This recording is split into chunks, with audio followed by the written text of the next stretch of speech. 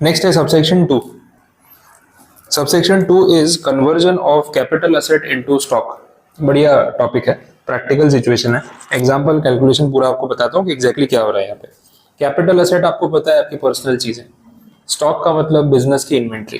Conversion of capital asset into stock, एक बहुत simple example लेते हैं। आपके पास ना गोल्ड की बहुत सारी ज्वेलरी है।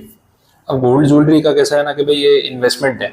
अच्छा, लोग बोलते हैं गोल्ड की ज्वेलरी खरीदते रहो, इन्वेस्टमेंट है इन्वेस्टमेंट है, बट एक्चुअली ना मुझे ऐसा लगता है कि अगर आप ज्वेलरी खरीद रहे हो तो वो डेड इन्वेस्टमेंट है। रीजन बीइंग कि ज्वेलरी बेची नहीं जाती। फिर इमरजेंसी में कोई पैसों की जरूरत हो तो एक है ना वो जो एक होता है गोल्ड का कॉइन खरीदना, और एक होता है नेकलेस खरीदना, ज्वेलरी खरीदना, रिंग खरीदना। बहुत सारे लोग क्या करते हैं इतने साल से, अरे ये रिंग खरीद ले, वो नेकलेस खरीद ले, ब्रेसलेट खरीद ले, चेन खरीद ले, भाई ये तो इन्वेस्टमेंट है, कभी बेचोगे तो पैसा मिलेगा। वो बात ठीक है, लेकिन दूसरा पॉइंट ये है कि एक तो आप ज्वेलरी के फॉर्म में जब चीजें खरीदते हो तो उसमें आपका मेकिंग चार्ज आता है। मेकिंग चार्ज होता है 25%। तो 25% तो आपका नुकसान ही है, वो तो आप फालतू का दे रहे हो। दूसरा, जो भी ज्वेलरी वाली चीजें जो वेरिएबल है उसके साथ अपना एक इमोशनल अटैचमेंट हो जाता है। यार ये मेरी रिंग है, ये मेरी चेन है। ज्वेलरी में होता है, भाई लेडीज को पूछो, एक काम करो, घर पे जाओ, मम्मी का कोई हार वार ले लो, रिंग ले लो, मम्मी बेच देते हैं। तो जो गालियां पड़ेंगी, ये मैंने तब ली थी, ये मैंने उस ओकेजन पे ली थी, ये मैंने तब पहनी थी, इसको कैसे बेच सकते हैं। ऐसा लगाव हो जाता है जैसे पता नहीं भगवान ने साथ में भेजी थी कि पैदा हुए थे तो अंगूठी पहन के पैदा हुए थे। अटैचमेंट वैसा हो जाता है ना, क्योंकि ज्वेलरी के फॉर्म में है, तो आप कभी उसको बेच नहीं पाओगे। और वो जितनी पुरानी होती जाएगी, जितनी ओकेजन्स पे आपने पहनी होगी, तो बोले ये तो अपने घर में ये इवेंट था पहली बार तब मैंने पहनी थी, बोले तुम पैदा हुए थे उस दिन पहनी थी। हो गया, कुछ तो बहाना मिल जाता है, ये तो नहीं बेच सकते, बाकी जो देखना है देख लो। ऐसे करके कुछ बेच ही नहीं पा रहे, क्योंकि हर ज्वेलरी का कोई ना कोई ओकेजन तो कनेक्शन है ही, बोले तो नहीं बेच सकते। तो एक्चुअली में वो कभी एनकैश नहीं हो पाता। तो अगर आपने इन्वेस्टमेंट के लिए तौर पे गोल्ड खरीदना है तो आप कॉइन खरीदो, ज्यादा बेटर है। कॉइन में इमोशन नहीं, भाई खरीदा है, बाद में प्रॉपर्टी लेनी है, चलिए बेच के प्रॉपर्टी खरीद ली, जमीन खरीद ली, तो बेचा जाएगा। ऑर्नामेंट कभी सेल नहीं हो पाते, तो ये थोड़ा वो रहता है उसके अंदर पॉइंट। अब ऐसा है कि आपके पास ना ज्वेलरी बहुत सारी है, वो खानदानी ज्वेलरी भी तो होती है, वो पास ऑन हो रही है जनरेशन टू जनरेशन। सास ने अगर बहू को दे दी गलती से ज्वेलरी तो पास ऑन हो गई। सास ही ले ले तो नहीं, वो तो फिर देखो, या तो मन से दे दी हो तो बहुत रेयर केस होता है। अब निकल ही ली तो फिर तो बची हुई ज्वेलरी तो बहू के पास ही आनी है, तो बात अलग है। हाँ, एक दिन आई है, बाई डिफॉल्ट आ गई तो बात अलग है। उसमें बहुत सारी चीजें होती है, सास की बेटी भी है, तो भाई बहू को देने से पहले बेटी को पकड़ा दी, दे दी, फिर निकल ली, फिर पता चला बहू को कि तो सारी ऑलरेडी पास ऑन हो चुकी है, फिर मरने के बाद भी गालियां खा रही है कि बोले कैसी औरत है। ठीक है, वैसा हो रहा है। तो ये सब चीजें हो सकती है। अब अगर ऐसा कुछ है तो अलग बात है, लेकिन नॉर्मल सिनारियो ये है कि ऐसी बहुत सारी ज्वेलरी आपके पास इकट्ठी हो गई है। अब इसमें जो नेकलेस और ये सब हैवी ऑर्नामेंट्स होते हैं, आजकल का ट्रेंड भी नहीं है, और ये हैवी नेकलेसेस ना कोई पहनता नहीं है, ये लॉकर में पड़े रहते हैं बैंक में। एक तो इनका टेंशन पालो, ये चोरी हो गए तो घर में रख नहीं सकते। अब गोल्ड जितना महंगा होता जा रहा है, टेंशन और बढ़ती जा रही है। बैंक में लॉकर में रखो, अब लॉकर में रखिए तो रोज रोज लेने कौन जाएगा, रखने कौन जाएगा। अच्छा, लेने रखने जाने में टेंशन होता है, रास्ते में किसी ने चोरी कर लिया तो बड़ा रिस्क वाला, मेंटेनेंस बड़ा टेंशन वाला है। दूसरा ये है कि रेगुलर वेयर में आप इतना हैवी वो नेकलेस पहन के तो घूम नहीं सकते, पूरा सेट वेट पहन के आए हो। बोले सर ये पड़ा रहता है लॉकर में, काम ही नहीं आता, सोचा चलो इसको डेली यूज में ले लेते हैं। मैं बोला यार ये तो चलते फिरते हैं, सब पप्पी लहरी बन के घूम रहे हो, पूरा गोल्ड वर्ल्ड, तो कोई सेंस नहीं है। बोले नहीं अब पहन रहे, तो ऐसा भी नहीं होता। तो ये सब चीजें ना ओकेजनली ऐसे जन्म में 2-3 बार काम आती है। एक बार आपको जब मिली होगी, फिर एक बार कोई घर में शादी होगी तो पहन लिया। अब क्या शादियों में भी ऐसा पहनना रिस्की होता जा रहा है, क्योंकि रियल ज्वेलरी शादियों में चोरियां बहुत होती है। घर में अगर बड़ी शादी है, कोई आपने होटल बुक किया या डेस्टिनेशन है, तो बहुत बार ऐसा होता है शादियों में चोरियां हो जाती, पता नहीं चलता। अब सोचो आपका ध्यान शादी में, भाई खाना ठीक से शुरू हुआ कि नहीं, सब तैयार हुए कि नहीं, पंडित जी आए कि नहीं, फेरे हुए कि नहीं, कवर कौन संभालेगा, ये सब चल रहा है। कोई पीछे दिमाग लगा रहा है, बोले किसका रूम खुला रह गया देखो तो चोरी करके आ जाओ। तो गोल्ड की छोटी सी ज्वेलरी है, कोई आर्टिकल है, फटाफट उठा लिया, आज तो वैल्यू इतनी है कि नुकसान हो जाएगा। अब लोग उस डर के मारे ज्वेलरी ओरिजिनल नहीं पहनते शादियों में। अब लेडीज में ओरिजिनल ज्वेलरी का ट्रेंड कम हो गया, क्योंकि एक तो इतने कपड़े हैवी, ऊपर से ज्वेलरी हैवी, और इतना सा गोल्ड का कुछ गिर गया अगर, और गिरता तो है ही, वो तो पक्का है, और मिलेगा भी नहीं, फिर गया। इससे बेटर है इमिटेशन वाला पहन लो, वो भी रेंट पे ले आते हैं। कितने लोगों ने रेंटल बिजनेस शुरू कर रखा है कि इमिटेशन ज्वेलरी भी पर डे के लिए रेंट पे देते हैं, क्योंकि नकली वाली ज्वेलरी भी हजारों की है, वो भी किराए पे मिल जाती है एक दिन के लिए, तो लोग पहनना प्रीफर कर रहे हैं। तो बोले कौन बैंक जाए, लॉकर से निकाले, टेंशन पाले, चोरी हो जाए, इससे अच्छा रहने दो। अब ये ज्वेलरी काम ही नहीं आ रही आपके, आपने सोचा इतनी सारी ज्वेलरी का करे क्या, इससे एक काम कर दो, इसको बेचने जाएंगे तो मेकिंग का नुकसान, ये वो करके आपने ज्वेलरी का बिजनेस ही खोल लिया। बोले अपने शोरूम शुरू करते हैं, नया स्टॉक तो रखेंगे ही, लेकिन उसमें ना एक एंटीक कलेक्शन रखेंगे, ठीक है, पुराने स्टाइल का रेट्रो लुक वाला, और उसमें ये अपने मम्मियों के दादियों के जितने पुराने हार पड़े सब लगा देंगे मैनिक पे। किसी को क्या पता चलता है, तो ज्वेलरी में पुराना कुछ नहीं होता है, पॉलिश वॉलिश करा दो, धुलवा दो उसको, पूरा मैनिक पे लगा दो बढ़िया एकदम।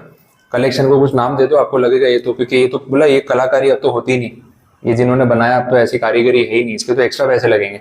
तो पुराना थोड़ी दिखने वाला है, पॉलिश होने के बाद तो नया ही लगेगा। अगर वो डिजाइन अच्छा है और आज बिक सकता है तो आप उसको और ज्यादा प्राइस पे बेच सकते हो।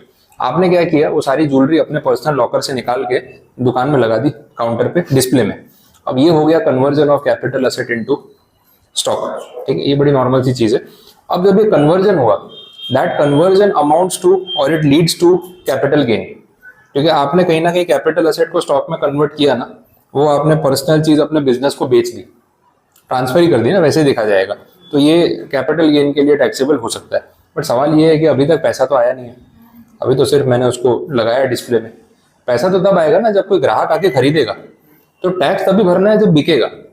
बट जैसे ही आपने कन्वर्जन किया ऑन पेपर, ये चीज कैपिटल गेन के लिए लायबल तो हो गई। अब कैपिटल गेन का टैक्स आपको अपने पॉकेट से नहीं भरना है, वो तब भरना है जब ये ज्वेलरी एक्चुअली में बिकेगी, कोई कस्टमर आएगा। अब कोई कस्टमर आया, बोले यार ये डिस्प्ले में पीस है, बहुत बढ़िया लग रहा है। अरे बोले सर ये मतलब बोलते हैं ना एकदम लिमिटेड एडिशन 1 पीस है, ऐसी कारीगरी भी आपको मिलेगी नहीं, ये जो बनाने वाले लोग हैं ये आपको मिलते नहीं है, ये तो बहुत स्पेशल डिजाइन है, आप ले लो। इतना अच्छा अच्छा बोला आपने उसको, कुछ ऐसा राजा महाराजाओं से लिंक कर दिया उसको, तो राजस्थान के ऐसे एकदम कहीं से राजा महाराजाओं के वहाँ का कलेक्शन है, ये तो मिलेगा भी नहीं। उसको लग भी रहा है कि हाँ यार कुछ यूनिक डिजाइन है, अच्छे पैसे देके खरीद के ले गया। अब तो आया ना पैसा हाथ में, तो जब पैसा हाथ में आया उसमें से तो टैक्स भरोगे, तो डिपार्टमेंट तब आपसे कैपिटल गेन के टैक्स की वसूली करेगा। तो अपनी जेब से पे नहीं करना है, पे तभी करना है जब रिकवरी होगी, लेकिन पे करना है ये पक्का है वैसा। अब यहाँ टैक्सेबिलिटी 2 पार्ट में आती है। रीजन बीइंग, आपने अभी जिसको ग्राहक को बेचा वो नेकलेस या डिजाइन जो भी था आपके पास, ज्वेलरी थी हैवी वाली, तो ये तो आपका बिजनेस है ना, तो ऐसा नहीं लगता कि जो पैसे आए वो पीजीबीपी में टैक्सेबल होने चाहिए। और अभी ये बोल रहे हैं कि कैपिटल गेन लगेगा, तो टैक्सेबिलिटी एग्जैक्टली कैसे होगी वो हमें समझना है। 2 पार्ट्स में टैक्सेबिलिटी होगी और वो कैलकुलेशन आप देख लो। कुछ एग्जांपल बना लेते हैं अपने तो बेटर रहेगा, उससे आपको इजीली समझ आएगा।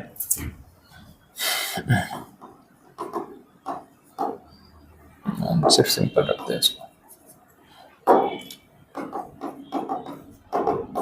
जो ज्वेलरी है ना जिसको आपने अभी कन्वर्ट किया है, उसकी कॉस्ट प्राइस अज्यूम कर लेते हैं 5 लाख रुपए। ये आपने खरीदी थी 5 लाख में, और ईयर ऑफ परचेज भी अज्यूम कर लेते हैं 2016 में आपने खरीदी।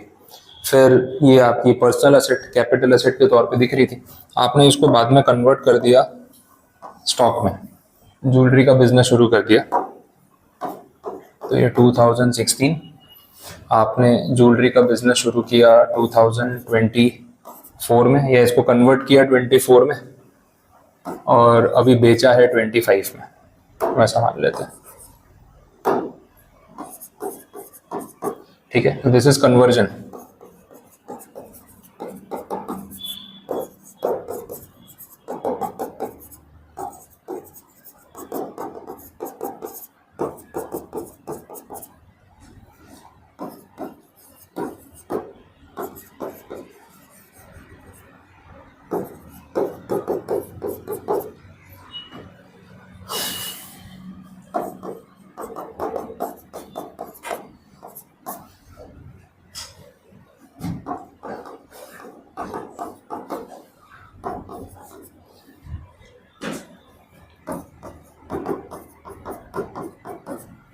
ऐसा कुछ है, सिंपल डेटा रखते हैं। 2016 में आपने ज्वेलरी खरीदी थी 5 लाख में, आपने उसको काफ़ी साल तक पहना, यूज किया, लॉकर में रखा। फिर बाद में 2024 में आपने उसको अपने बिजनेस में कन्वर्ट कर लिया, डिस्प्ले में लगा दिया। अब इस दिन पे जो कन्वर्जन हुआ, सवाल ये है कि ये मतलब ये जो आपका ड्यूरेशन है ना ये वाला, या यहाँ पे जो अमाउंट जनरेट होगा यहाँ तक लगेगा कैपिटल गेन, ऐसा समझ लो। यहाँ से आगे जब भी ज्वेलरी बिकेगी, यहाँ जो प्रॉफिट जनरेट होगा उस पर टैक्स आएगा अंडर पीजीबीपी, कैलकुलेशन ऐसे होगा। अब कन्वर्जन की डेट पे किसी ने किसी को पैसे तो दिए नहीं, मैं तो बैंक में गया, लॉकर से ज्वेलरी निकाली, पॉलिश कराया, डिस्प्ले में लगा दी। तो इस पॉइंट पे कोई कैश रियलाइजेशन, कोई इनकम रियलाइजेशन हुआ था नहीं, तो टैक्स कैसे लगाए? तो बोला एक ही ऑप्शन है, फेयर मार्केट वैल्यू। जिस दिन कन्वर्जन हुआ उस दिन उस सेट की मार्केट वैल्यू क्या थी? बोले आज बेचते तो 12 लाख में बिक जाता। तो डिपार्टमेंट ने बोला कि ठीक है, बहुत सिंपल है, 5 लाख कॉस्ट और 12 लाख फेयर मार्केट वैल्यू, जो डिफरेंस का 7 लाख है वो क्या है? Capital gain. कॉमन सेंस, अभी देना नहीं है टैक्स, लेकिन कैपिटल गेन कैलकुलेट करने के लिए फिगर यूज होगा। तो कैपिटल गेन का जो अमाउंट है वो आएगा 7 लाख रुपीस, ठीक है। अच्छा 12 लाख रुपए एफएमवी मान ली, अब इसको अगले साल बेचा 15 लाख में, तो ये जो डिफरेंस है 3 लाख रुपए, ये क्या है, पीजीबीपी इनकम। बात समझे? तो देखो टैक्सेबिलिटी दो पार्ट में है। 5 लाख की चीज एक्चुअली आपने 15 में बेची, तो उसमें से ये वाला पोर्शन कैपिटल गेन में टैक्सेबल, ये वाला पीजीबीपी में टैक्सेबल। सिंपल है, समझ आया? तो जिस दिन कन्वर्जन हुआ उस दिन एक्चुअली कोई ट्रांजेक्शन वैल्यू तो थी नहीं, तो कैसे टैक्स लगाए? बेचा होता किसी को तो मालूम पड़ता, पर बोले उसी दिन अगर किसी को बेचते तो कितने में बिकता, 12 लाख में। तो सिंपल सी चीज है, कन्वर्जन के टाइम पे फेयर मार्केट वैल्यू यूज करके उसको कॉस्ट से कंपेयर कर लेंगे, जो डिफरेंस है वो प्रॉफिट है, कैपिटल गेन। और इससे ऊपर का जो प्रॉफिट है वो कहाँ जाएगा, पीजीबीपी में। एक्चुअली आपने 5 की चीज 15 में बेची है, कमाया 10 लाख है, बट उसमें से ये वाला 7 लाख कैपिटल गेन में टैक्सेबल होगा और ये वाला 3 लाख जो है पीजीबीपी में टैक्सेबल होगा। ऐसे 2 पार्ट्स में कैलकुलेशन होता है। बोलो अब बात समझ आ रही है? इसमें एक इंडेक्सेशन का पॉइंट भी है, लेकिन अब थोड़ा इन लोगों ने इसको बिगाड़ दिया है, उस पर भी बात करेंगे।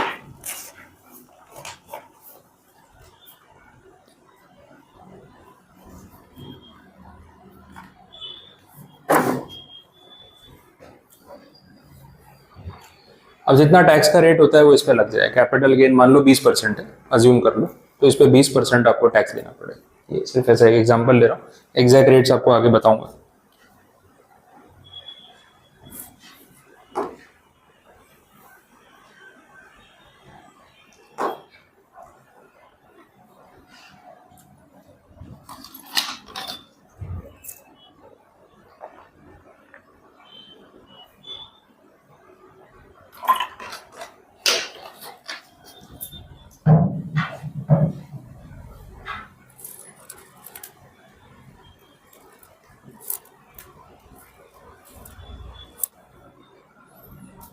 बोलो बात समझ आई? सिंपल था, लॉजिक समझ आ गया। This is conversion of capital asset into stock. PGBP में पॉइंट पेंडिंग छोड़ा था सेक्शन 28 में, conversion of stock into capital asset, इसका रिवर्स। सेक्शन 28 आप देखोगे ना, तो उसमें मैंने एक पॉइंट पेंडिंग रखवाया था, मैंने बोला भी था कैपिटल गेन में आता है लिख लेना, वो इसका रिवर्स था। अब ये बताया तो फिर वो वाला समझ आया ना, वैसा है, तो पहले नहीं समझ आता, इसलिए मैंने वो पेंडिंग रखा हुआ है। अब आप देखोगे जाके 28 में तो आपको बात समझ आ जाएगी।